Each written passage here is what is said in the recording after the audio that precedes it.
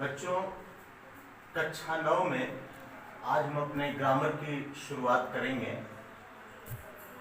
Sentence से। Sentence कक्षा 9 और 10 दोनों में आपके ग्रामर के सिलेबस में है, पाठ्यक्रम में है। और बृहद रूप से इसके पार्ट्स और इसके स्वरूप को पढ़ना है। सेंटेंस जिसकी हिंदी वाक्य होती है, वाक्य जिसको आप खूब अच्छी तरह से समझते हैं। वाक्य क्या है?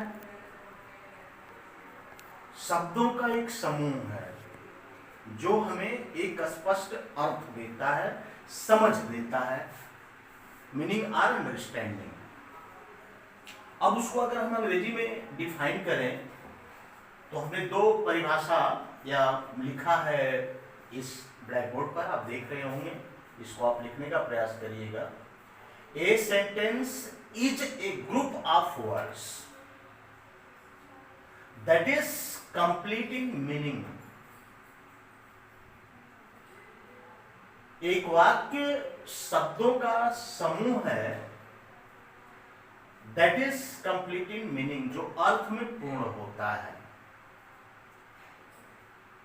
अब इसको हम आगे it is put in a certain order लिख सकते हैं। आगे द वर्ड्स जो हैं पुट इन सर्टेन ऑर्डर, वो एक निश्चित क्रम में होते हैं। जैसे चाहे वैसे लिख देंगे, शब्द हो जाएंगे, ऐसा नहीं होता है। अर्थात वाक्य क्या है? शब्दों को एक क्रमबद्ध निश्चित क्रम में लिखते हैं जो हमें एक स्पष्ट समझ या स्पष्ट अर्थ देता है कि और उसको हम आसानी से समझ लेते हैं। दूसरा थोड़ा सा और बृहद परिभाषा है जिसको आप देख रहे होंगे यहां, और आपको कॉपी में नोट करना चाहिए, देखना चाहिए कि sentence is an independent clause that consist of any number of words expressing A complete thought. एक वाक्य जो है स्वतंत्र क्लॉज होता है, वाक्य होता है या उपवाक्य होता है, that consist of any number of words, जिसमें शब्दों की कोई संख्या हो सकती है। 5 शब्द में भी हो सकते हैं, 15 शब्द में भी हो सकते हैं, 25 शब्द में भी हो सकते हैं। एक्सप्रेसिंग ए कंप्लीट थॉट, और वे क्या करते हैं? अभिव्यक्त करते हैं, दर्शाते हैं एक कंप्लीट थॉट, एक पूर्ण विचार। तो इस प्रकार दोनों परिभाषाओं से हमको क्या प्राप्त होता है कि वाक्य शब्दों का समूह है। पहला अगर हम इसको परिभाषित करें तो पहली चीज क्या है जो वाक्य से हमको प्राप्त होता है? वर्ड्स। पहली चीज है कि शब्द वर्डों से बना है, वर्ड्स से बना है, शब्दों से बना है। दूसरा क्या है?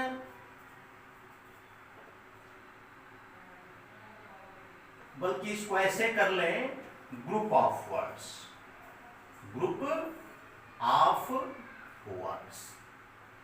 वाक्य क्या है? शब्दों का समूह है, ठीक है। दूसरा, the words are kept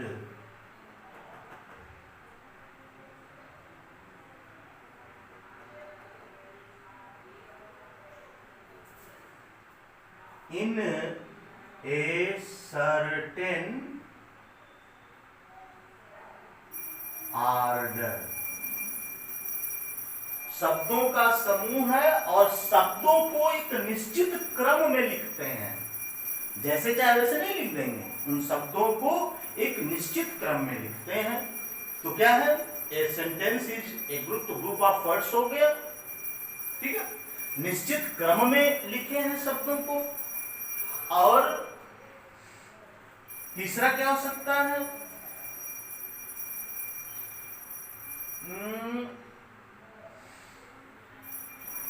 consist of any number of words. तीसरा कि उसमें जो एक वाक्य है उसमें शब्दों की संख्या कुछ भी हो सकती है। 4 शब्द में भी हो सकते हैं, 10 शब्द में भी हो सकते हैं, 2 शब्द में भी हो सकते हैं, जैसे I go, I took my food, और बड़े से बड़े शब्दों तक में having finished my task, I went to my office. तो इस तरह से कोई भी हो सकते हैं, जोड़ते जाएंगे, बढ़ते जाएंगे सब। और चौथा जो इसका अनिवार्य तत्व है, एलिमेंट्स है, हम यहां लिख सकते हैं एलिमेंट।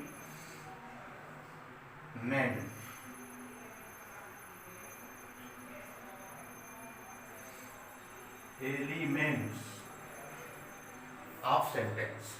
और है हैज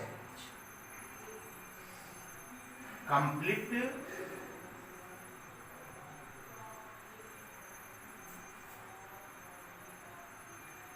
सेंस या कंप्लीट मीनिंग।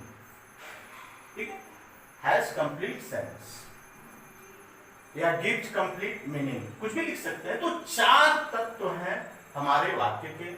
पहला क्या है, एक वाक्य में शब्दों का एक समूह होता है।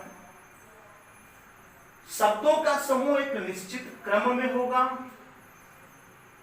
शब्दों की संख्या किसी संख्या में हो सकती है, उसकी कोई भी संख्या हो सकती है।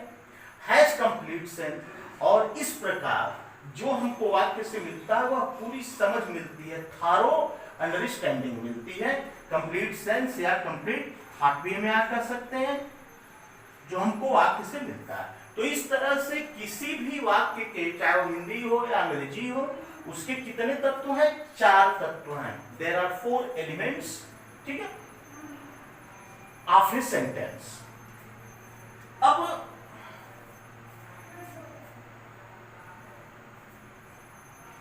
इस प्रकार यह हो गया आपका सेंटेंस, परिभाषित हो गया। मूलतः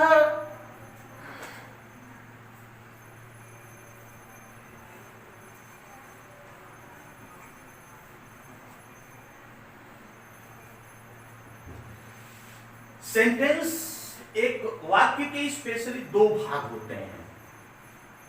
2 भाग, जिसमें एक सब्जेक्ट होता है, प्रेडिकेट होता है। तो इसको स्पेशली हम, एक चैप्टर है पार्ट्स ऑफ सेंटेंस, वहां पढ़ेंगे। अब जो सेंटेंस हमको यूज करने हैं, व्यवहारिक जीवन में आते हैं आधार पर, प्रयोग के आधार पर, वो 5 प्रकार के होते हैं। अगर हम लिखें टाइप्स ऑफ सेंटेंसेस,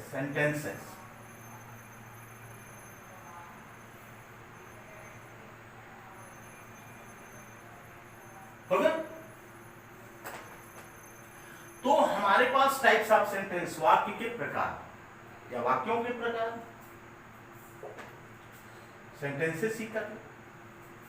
तो कितने प्रकार के वाक्य हमारे पास होते हैं? पहला है असर्टिव सेंटेंस, दूसरा है इंट्रोगेटिव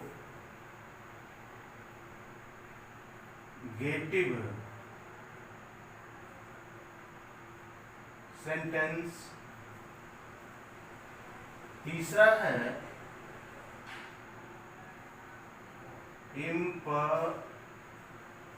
इंपरेटिव सेंटेंस, चौथा है आपका ऑप्टेटिव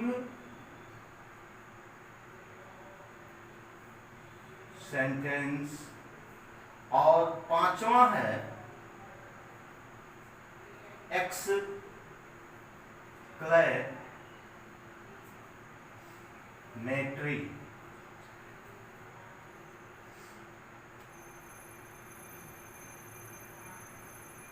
एब्सेंट है। ये मुख्यतः 5 है। आधुनिक वर्तमान अंग्रेजी में एक वोकेटिव सेंटेंस भी चलता है या एड्रेसिंग, उसको हम छोड़ देते हैं, जो है मूल उसी को हम पढ़ते हैं। अब असर्टिव सेंटेंस को हम क्या लिखते हैं? विधि सूचक वाक्य, प्रश्न वाचक वाक्य,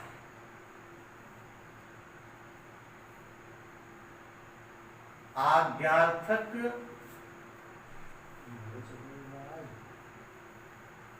या आदेशात्मक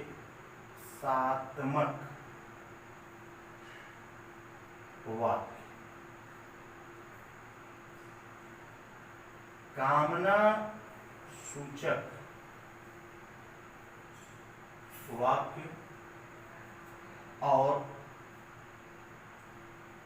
विस्मय बोधक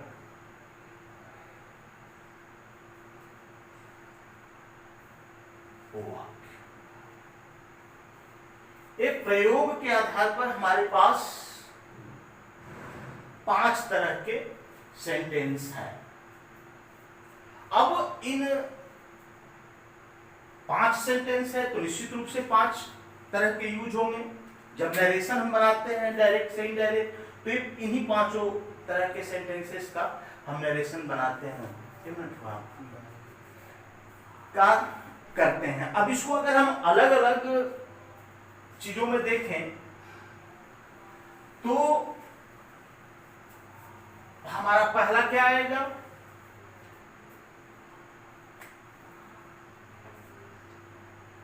असर्टिव सेंटेंस,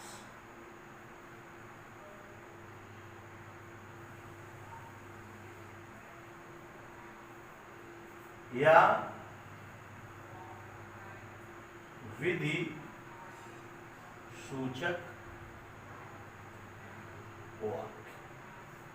अब क्या है विधि सूचक वाक्य? विधि सूचक वाक्य का संबंध होता है बेटा कि वह वाक्य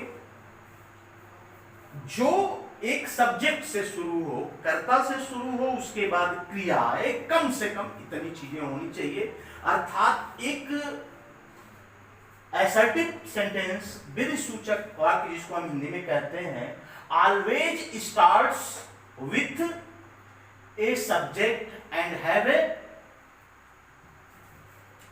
वर्ब। एग्जाम्पल यह निम्न सूत्र को फॉलो करता है कि इसमें एक सब्जेक्ट होगा और कम से कम आप एक वर्ब होगा। इस प्रकार यह हमारा एक अभिष्ट वाक्य होगा। और दूसरी कंडीशन है कि इसमें एक सब्जेक्ट होगा, वर्ब होगा, ऑब्जेक्ट होगा। ये दूसरी चीजें हैं। और तीसरी चीज है सब्जेक्ट होगा, वर्ब होगा, ऑब्जेक्ट होगा प्लस अदर्स। ये तीसरी कंडीशन।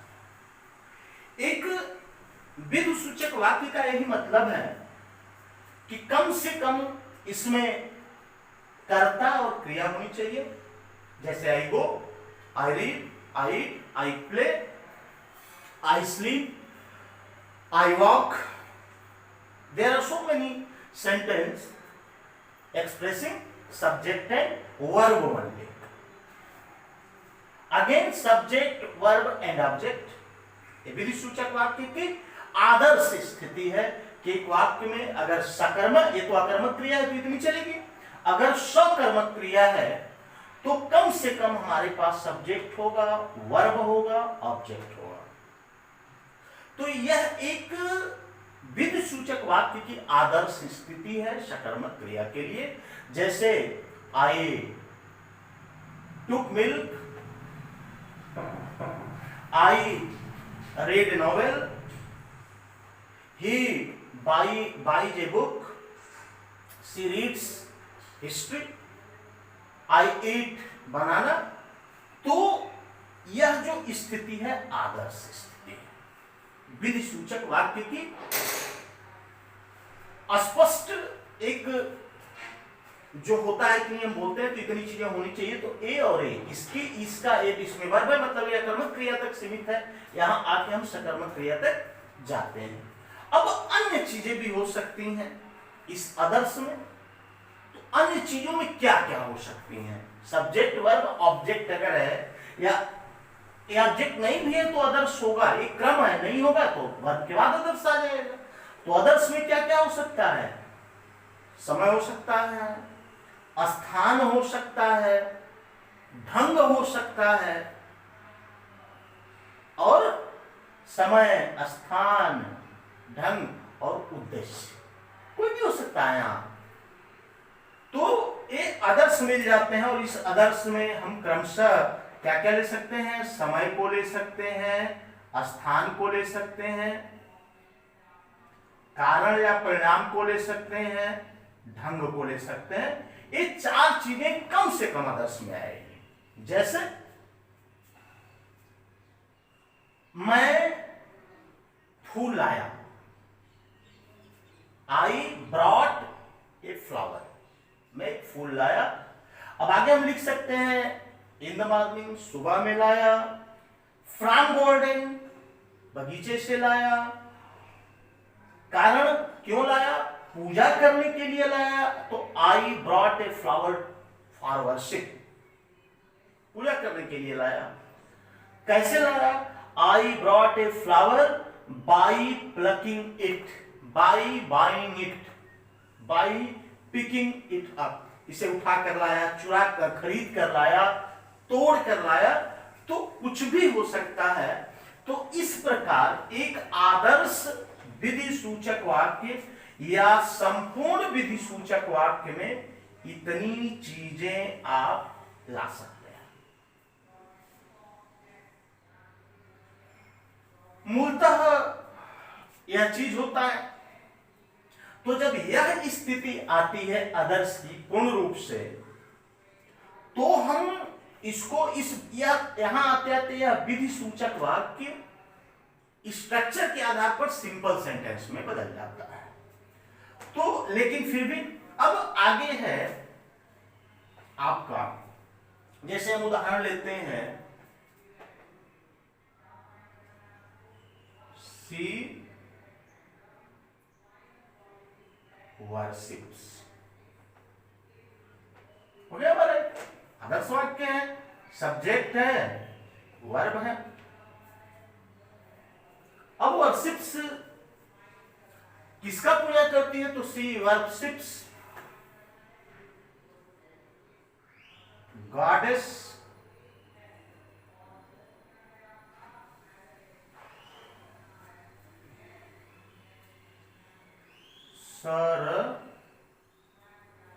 सरस्वती। अब यह एक यहां क्या आ गया? किसकी पूजा करती है? सरस्वती की, देवी सरस्वती की। तो यह आपका ऑब्जेक्ट होगा। एक बढ़ते जाता है, इस तरह से इसका विस्तार होता है।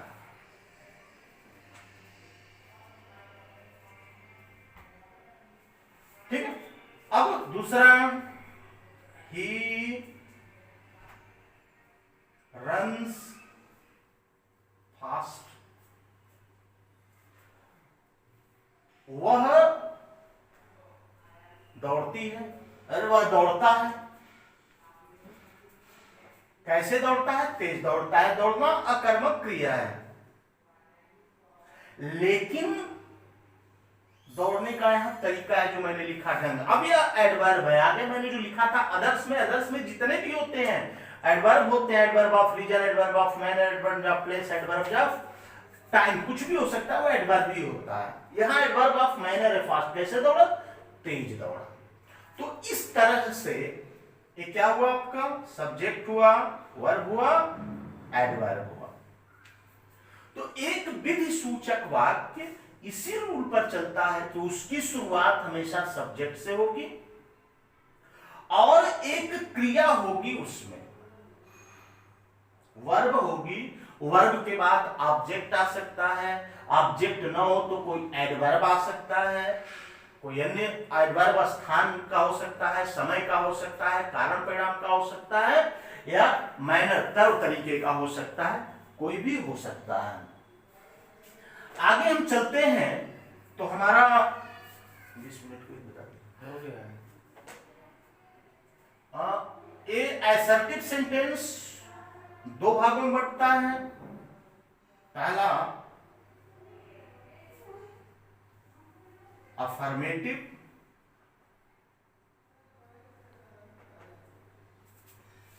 सेंटेंस, हम पॉजिटिव भी इसको कह सकते हैं। दूसरा नेगेटिव सेंटेंस। ये दो भाग में पड़ता है, इसको हम पॉजिटिव भी कह सकते हैं।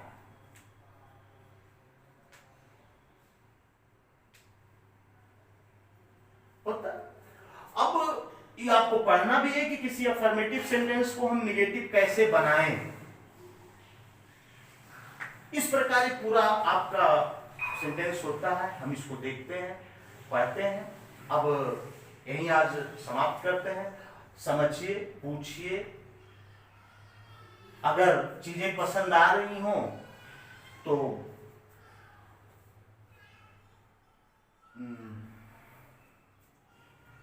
लाइक करिए।